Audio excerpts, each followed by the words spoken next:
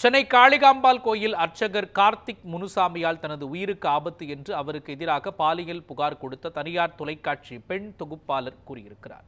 சென்னை சாலிகிராமத்தைச் சேர்ந்த தனியார் தொலைக்காட்சி பெண் தொகுப்பாளர் நந்தினி என்பவர் மண்ணடி சாலையில் உள்ள காளிகாம்பாள் கோயில் அர்ச்சகர் கார்த்திக் முனுசாமி மீது கடந்த 2 மாதங்களுக்கு முன்பு பாலியல் புகார் ஒன்றை அளித்திருந்தார்.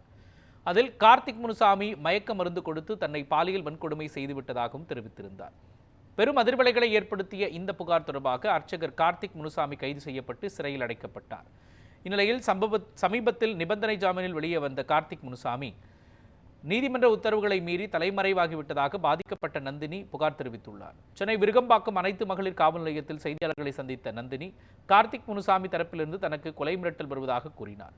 கார்த்திக் முனுசாமி தற்பொழுது தலைமறைவாக உள்ள நிலையில் தனது உயிருக்கு எந்தவித பாதுகாப்பும் கிடையாது என்றும் நந்தினி தெரிவித்திருக்கிறார்.